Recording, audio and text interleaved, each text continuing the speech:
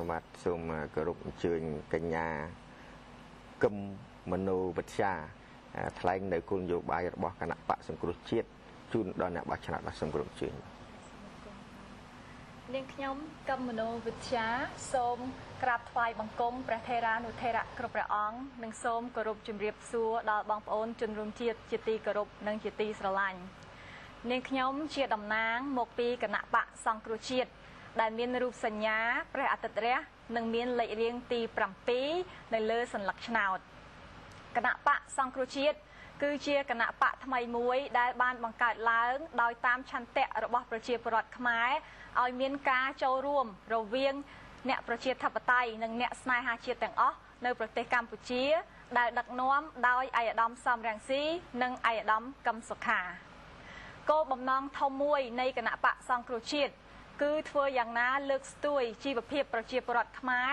ឲ្យប្រះចាកពីភាពក្រីក្រនិងឈានទៅរកភាពសុខដុមរមនា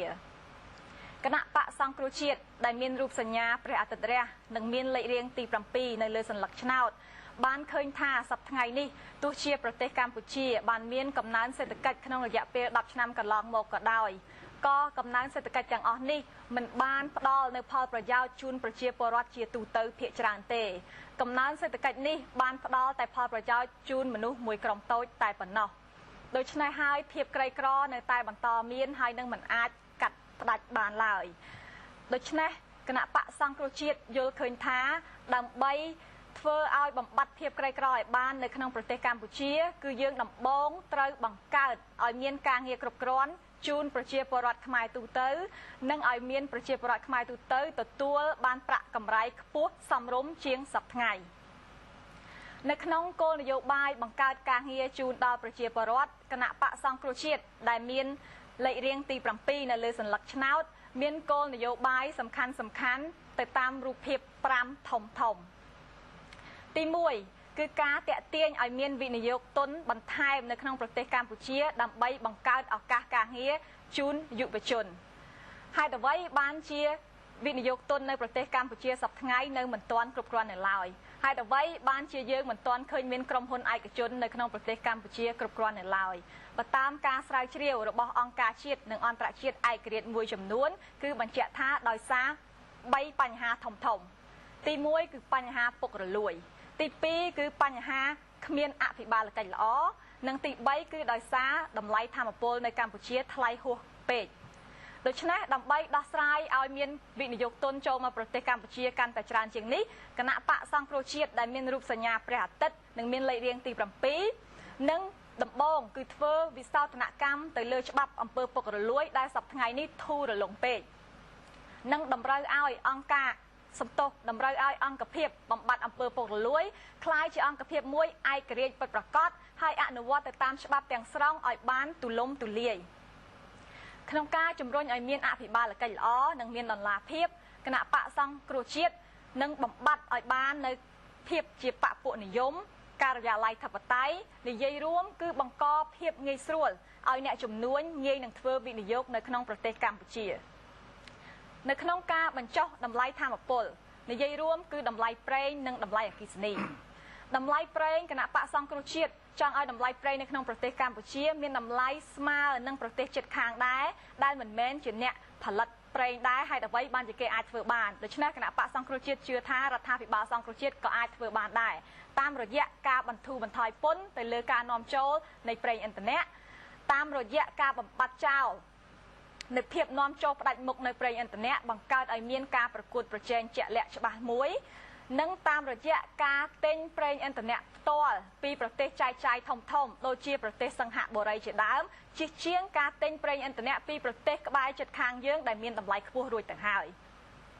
ចំពោះតម្លៃអគ្គិសនីវិញគណៈបកសង្គ្រោះជាតិដែលមានរូបសញ្ញាព្រះអាទិត្យរះនិងមានលេខរៀងទី7នៅលើសញ្ញឆ្នោតគឺធានាឲ្យតម្លៃអគ្គិសនីនៅប្រទេសកម្ពុជាមានតម្លៃថ្លៃបំផុតត្រឹមតែ600រៀលក្នុង1គីឡូវ៉ាត់ម៉ោងតែប៉ុណ្ណោះគណៈបកសង្គ្រោះជាតិជឿថាយើងអាចធ្វើបានពីព្រោះតម្លៃថ្លៃដើមរបស់អគ្គិសនីគឺត្រឹមតែ300រៀលនៅក្នុង1គីឡូវ៉ាត់ម៉ោងសប្តាហ៍ថ្ងៃនេះតម្លៃអគ្គិសនីថ្លៃដោយសារតែឈ្មួញកណ្ដាលយកចំណេញខ្លាំងពេកចូលដល់ រូបភាពទី2ដើម្បីជំរុញឲ្យមានការងារធ្វើគឺគណៈបកសង្គ្រោះជាតិនឹងជំរុញឲ្យមានផលិតកម្មនៅក្នុងស្រុកឲ្យបានច្រើនសប្តាហ៍ថ្ងៃនេះយើងឃើញថាប្រទេសកម្ពុជាយើងភាគច្រើនគឺយើងលក់ចាញ់តែវត្ថុធាតុដើមយើងមិនបានធ្វើនៅផលិតផលសម្រាប់ដូច្នេះហើយគណៈបកសង្គ្រោះជាតិនឹងជំរុញឲ្យកម្ពុជាបង្កើតឲ្យមានផលិតកម្មជាច្រើនដើម្បីបង្កើតឲ្យមានឧស្សាហកម្មខ្នាតតូចនិងខ្នាតមធ្យមដើម្បីបង្កើតឲ្យមានការងារបន្ថែមជូនប្រជាពលរដ្ឋខ្មែរឧទាហរណ៍ដូចជាការអភិវឌ្ឍបន្ថែមទៅលើវិស័យកសិឧស្សាហកម្មជាដើមនៅក្នុងការលើកស្ទួយដើម្បីជំរុញឲ្យមានឧស្សាហកម្មខ្នាតតូចនិងខ្នាតមធ្យមនេះគឺរដ្ឋាភិបាលសង្គ្រោះជាតិនឹងមានការជំរុញឲ្យមានប្រាក់កម្ចីទៅដល់អ្នកចំនួនទាំងអស់នោះដោយយកការប្រាក់ទាបបំផុតនិងផ្ដល់បច្ចេកទេសជូនដល់អ្នកចំនួនទាំងអស់នោះផងទី3ដើម្បីបង្កើតការងារជូនប្រជាពលរដ្ឋខ្មែរគណៈបកសង្គ្រោះជាតិមានគោលដៅធំខ្ពស់បំផុតគឺលើកកម្ពស់ធនធានមនុស្សមូលហេតុដែលប្រជាពលរដ្ឋខ្មែរយើងខ្វះការងារធ្វើមានការងារធ្វើហើយពុំមានប្រាក់កម្រៃគ្រប់គ្រាន់គឺដោយសារយើងមិនមានជំនាញគ្រប់គ្រាន់និងមិនមានជំនាញខ្នាតខ្ពស់យើងមិនអាចតាក់ទាញអ្នកវិនិយោគដែលមកបើកធ្វើឧស្សាហកម្មលំដាប់ខ្ពស់បានដូច្នេះហើយបានជាប្រាក់ខែយើងតិចទាបនៅក្នុងការលើកស្ទួយវិស័យធនធានមនុស្សនោះគឺយើងផ្ដោតទៅលើទី1វិស័យអប់រំសំខាន់ណាស់គណៈបកសង្គ្រោះជាតិពិតជាជឿជាក់ថាយុវជនជាទំពាំងស្នងរិទ្ធិស័យដើម្បីបញ្ជាក់ថាគណៈបកសង្គ្រោះជាតិជឿថាយុវជនជាទំពាំងស្នងរិទ្ធិស័យគឺគណៈបកសង្គ្រោះជាតិនឹងបង្កើនថវិកាជាតិឲ្យបានយ៉ាងតិចបំផុត 20% ទៅលើវិស័យអប់រំដែលសប្តាហ៍ថ្ងៃនេះរដ្ឋាភិបាលចំណាយតែ 11 ទៅ 12% ប៉ុណ្ណោះសម្រាប់ប្រទេសដែលទើបនឹងរៀបអភិវឌ្ឍនេះតិចតួចខ្លាំងណាស់ដែលមិនអាចទទួលបាននៅពេលដែលគណៈបកសង្គ្រោះជាតិបង្កើនថវិកាលើវិស័យអប់រំគឺថវិកាទាំងអស់នោះយើងយកមកដើម្បីបង្កើនប្រាក់បៀវត្សដល់លោកគ្រូអ្នកគ្រូឲ្យបានយ៉ាងតិច1លានរៀលក្នុងមួយខែទី2គឺថវិកាទាំងអស់នោះរដ្ឋាភិបាលសង្គ្រោះជាតិនឹងយកមកដើម្បីផ្ដល់ជាអាហារូបករណ៍ផ្ដល់ជាប្រាក់កម្ចីជូនសិស្សនិស្សិតដែលមានបំណងចង់ទៅរៀនបន្តនៅមហាវិទ្យាល័យទី3គឺយើងនឹងធ្វើការកែតម្រង់ក្នុងប្រព័ន្ធវិស័យអប់រំគឺកែតម្រង់កម្មវិធីសិក្សារាល់ថ្ងៃនេះដោយសារតែយើងខ្វះសាលាខ្វះគ្រូបង្រៀនម្ល៉េះហើយកម្មវិធីសិក្សាយើងខ្លីពេកខុសពីស្តង់ដារនៅប្រទេសទូទៅយើងត្រូវបន្ថែមឲ្យបាន2ទៅ3ម៉ោងទៀតនៅក្នុងកម្មវិធីសិក្សាដោយផ្ដោតទៅលើការសិក្សាផ្នែកវិទ្យាសាស្ត្រចំណុចធំសំខាន់មួយទៀតនៅក្នុងការអភិវឌ្ឍធនធានមនុស្សលើកកម្ពស់ធនធានមនុស្សនោះគឺគណៈបកសង្គ្រោះជាតិនឹងដឹកនាំរដ្ឋាភិបាលមួយដែលបង្កើតឲ្យមានមជ្ឈមណ្ឌលបណ្ដុះបណ្ដាលវិជ្ជាជីវៈឲ្យមានជារូបរាងធំពេញទូទាំងប្រទេសទាំងអស់សប្តាហ៍ថ្ងៃនេះគ្រាន់តែ 1% ទេនៃកម្មករកម្មការិនីដែលបានទទួលការបណ្ដុះបណ្ដាលវិជ្ជាជីវៈពីអ្វីដែលរដ្ឋផ្ដល់ឲ្យនិងពីក្រុមហ៊ុនឯកជននិងអង្គការអន្តរជាតិដូច្នេះហើយការបណ្ដុះបណ្ដាលវិជ្ជាជីវៈសប្តាហ៍ថ្ងៃនេះមានទ្រង់ទ្រាយតូចពេកយើងត្រូវបង្កើនឲ្យបានច្រើនបង្កើនទាំងចំនួនបង្កើនទាំងគុណភាពហើយអ្វីដែលវិជ្ជាជីវៈដែលយើងគួរផ្ដោតទៅលើនោះគឺខាងមេកានិកខាងអេឡិចត្រូនិកជាដើមដែលជាជំនាញដែលអាចតាក់ទាញយកការងារដែលមានកម្រៃខ្ពស់ក្រៅពីនេះទៅទៀតនៅចំណុចទី4នៅក្នុងការបង្កើតការងារជូនប្រជាពលរដ្ឋខ្មែរគណៈបកសង្គ្រោះជាតិនឹងផ្ដោតយកចិត្តទុកដាក់ទៅលើការស្រាវជ្រាវនិងអភិវឌ្ឍ research and development ពីព្រោះថាបើសិនជាយើងមិនគិតវែងឆ្ងាយទេបើសិនជាយើងមិនចាប់ផ្ដើមកសាងវិស័យណាមួយដែលច្បាស់លាស់វិស័យណាមួយដែលអាចតាក់ទាញឲ្យមានវិនិយោគទុនយកមកធ្វើខាងខ្នាតធំដើម្បីឲ្យទទួលប្រជាពលរដ្ឋទទួលកម្រៃខ្ពស់ទេយើងមិនត្រឹមតែមិនអាចចាក់ផុតពីភាពក្រីក្រទោះជាចាក់ផុតពីភាពក្រីក្រមិនអាចឈានទៅរកការវិវត្តខ្លាំងបានទេអញ្ចឹងហើយគណៈបកសង្គ្រោះជាតិនឹងផ្ដោតសំខាន់បំផុតទៅលើការស្រាវជ្រាវហេតុអ្វីបានជាយើងស្រាវជ្រាវដើម្បីឲ្យយើងដឹងថាតើទីផ្សារអន្តរជាតិនោះគេមានតម្រូវការអ្វីខ្លះហើយតើប្រទេសកម្ពុជាយើងប្រជាពលរដ្ឋកម្ពុជាយើងនឹងយើងមានអ្វីខ្លះដែលអាចស័ក្តិសមទៅនឹងតម្រូវនៅទីផ្សារអន្តរជាតិដែរឬទេបើយើងគ្មានការស្រាវជ្រាវទេយើងធ្វើតែតាមការនឹកឃើញគឺយើងមិនអាចឈានទៅរកការអភិវឌ្ឍពិតប្រាកដទេសប្តាហ៍ថ្ងៃនេះមានវិស័យ2 3ដែលប្រទេសកម្ពុជាយើងរំពឹងលើប៉ុន្តែវិស័យទាំងអស់នោះនៅមានភាពទន់ខ្សោយណាស់ឧទាហរណ៍ដូចជាវិស័យកាត់ដេរគឺប្រាក់បៀវត្សទោះជាយើងទាមទារយ៉ាងណាក៏មិនអាចបានខ្ពស់ខ្លាំងដែរដោយសារវិស័យនឹងមិនមែនជា វិស័យអីដែលទៀមទាជំនាញខ្ពស់ទេដូច្នេះយើងត្រូវអភិវឌ្ឍវិស័យថ្មីមួយឧទាហរណ៍ប្រទេសអភិវឌ្ឍដទៃដែលគេឈានទៅរកការអភិវឌ្ឍជឿនលឿនបានឆាប់ហ្នឹងគឺដោយសារគេចាប់យកវិស័យបច្ចេកវិទ្យាណាមួយទៀតនេះអាចជាវិស័យមួយដែលសមស្របទៅនឹងលក្ខខណ្ឌប្រទេសកម្ពុជាដោយសារប្រទេសយើងសម្បូរទៅដោយយុវជនមនុស្សភាគច្រើនសុទ្ធតែយុវជនវ័យក្មេងនៅប្រទេសទូទៅដែលយើងឃើញគេមានការរីកចម្រើនគឺគេចាប់យកវិស័យបច្ចេកវិទ្យានេះដើម្បីឲ្យបង្កើតការងារដែលមានកម្រៃខ្ពស់ជូនយុវជនរបស់គេចំណុចទី5នៅក្នុងគោលនយោបាយបង្កើតការងារជូនប្រជាពលរដ្ឋនោះគឺគណៈបកសង្គ្រោះជាតិនឹងបង្កើតច្បាប់មួយដើម្បីកំណត់ប្រាក់ខែគោលជូនកម្មការនីទាំងក្នុងនិងក្រៅប្រព័ន្ធឲ្យបានយ៉ាងតិច60,000 រៀលក្នុងមួយខែមិនត្រឹមតែប៉ុណ្ណោះគណៈបកសង្គ្រោះជាតិនឹងលើកស្ទួយលក្ខខណ្ឌការងារនិងការទាមទារទាំងឡាយរបស់សហជីពដែលបានលើកឡើងកាលពីថ្ងៃទី1ខែឧសភាកន្លងទៅនេះដែលរាជរដ្ឋាភិបាលសប្តាហ៍ថ្ងៃមិនទាន់បានយកអនុវត្តបាននៅឡើយទេគណៈបកសង្គ្រោះជាតិនឹងទទួលយកនៅសំណូមពរទាំងអស់នោះពីសហជីពហើយគណៈបកសង្គ្រោះជាតិនឹងអនុវត្តឲ្យបាននៅច្បាប់ការងារជាតិនិងអន្តរជាតិទាំងឡាយដែលពាក់ព័ន្ធទៅនឹងសេចក្តីថ្លៃថ្នូរនិងសិទ្ធិសេរីភាពរបស់កម្មករនិងកម្មការិនីគណៈបកសង្គ្រោះជាតិក៏មានចំណាប់អារម្មណ៍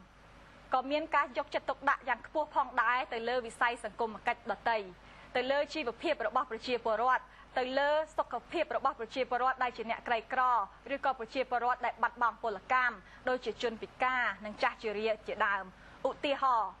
គណៈបកសង្គ្រោះជាតិមានកម្មវិធីនយោបាយ2ទី1នៅក្នុងការជួយខាងសង្គមគិច្ចទី1គឺការផ្ដល់ប្រាក់ឧបត្ថម្ភដល់ចាស់ដែលមានអាយុលើសពី65ឆ្នាំឡើងទៅឲ្យបាន 40,000 រៀលក្នុងមួយខែទី2ខាងវិស័យសុខាភិបាលចំពោះប្រជាពលរដ្ឋក្រីក្ររដ្ឋាភិបាលដឹកនាំដោយគណៈបកសង្គ្រោះជាតិនឹងធានាឲ្យប្រជាពលរដ្ឋទាំងនោះអាចទទួលពិនិត្យនិងព្យាបាលជំងឺដោយឥតបង់ប្រាក់តាមរយៈការផ្ដល់ប័ណ្ណសម្គាល់ជូនប្រជាពលរដ្ឋក្រីក្រដែលគាត់អាចយកទៅប្រើប្រាស់នៅក្នុងមន្ទីរពេទ្យរដ្ឋនៅក្នុងមន្ទីរពេទ្យឯកជនឬ clinic ឯកជនក្តីហើយវិក័យប័ត្រអ្នកទូទាត់វិក័យប័ត្រគឺរវាងរដ្ឋនិងគ្រូពេទ្យសរុបសេចក្តីទៅដើម្បីលើកស្ទួយជីវភាពប្រជាពលរដ្ឋខ្មែរទូទៅគណៈបកសង្គ្រោះជាតិដែលមានរូបសញ្ញាព្រះអាទិត្យរះនិងមានលេខរៀងទី7នៅលើសញ្ញកឆ្នោតមានកម្មវិធីនយោបាយជាអតិភិបចំនួន7ខ្ញុំសូមរំលឹកម្ដងទៀតទី1គឺចាស់ដែលមានអាយុលើសពី65ឆ្នាំឡើងទៅនឹងទទួលបានប្រាក់ឧបត្ថម្ភពីរដ្ឋចំនួន 40,000 រៀលក្នុងមួយខែទី2គឺកម្មការិនីទាំងក្រៅនិងក្នុងប្រព័ន្ធត្រូវទទួលបានប្រាក់ខែគោលកំណត់ដោយរដ្ឋ60,000 រៀលក្នុងមួយខែយ៉ាងតិចទី3មន្ត្រីរាជការប៉ូលីសកងកម្លាំងប្រដាប់អាវុធទាំងអស់ត្រូវទទួលបានប្រាក់ខែពីរដ្ឋយ៉ាងតិច1 លានរៀលក្នុងមួយខែទី4រដ្ឋាភិបាលសង្គ្រោះជាតិនឹងធានារកទីផ្សារនិងធានាតម្លៃកសិផលជូនកសិករឧទាហរណ៍តម្លៃស្រូវលក់ចេញមិនត្រូវឲ្យទាបជាង 1,000 រៀលក្នុង1គីឡូក្រាមឡើយទី5រដ្ឋាភិបាលសង្គ្រោះជាតិនឹងធានាព្យាបាលពិនិត្យជំងឺដោយអ្នកក្រីក្រដោយឥតបង់ប្រាក់ទី6រដ្ឋាភិបាលសង្គ្រោះជាតិនឹងលើកស្ទួយយុវជនយើងពិតប្រាកដដោយផ្ដល់អាហារូបករណ៍និងប្រាក់កម្ចីដើម្បីឲ្យសិស្សនិស្សិតអាចទទួលបន្តការសិក្សានៅតាមមហាវិទ្យាល័យនិងទី7ដើម្បីឲ្យជំរុញឲ្យកម្លាំងសេដ្ឋកិច្ចរបស់កម្ពុជាកាន់តែឡើងខ្ពស់គណៈបកសង្គ្រោះជាតិមានគោលការណ៍បញ្ចុះតម្លៃប្រេងអគ្គិសនីនិងបញ្ចុះអត្រាការប្រាក់នៅក្នុងចំណុចទាំង7នេះដែលគណៈបកសង្គ្រោះជាតិ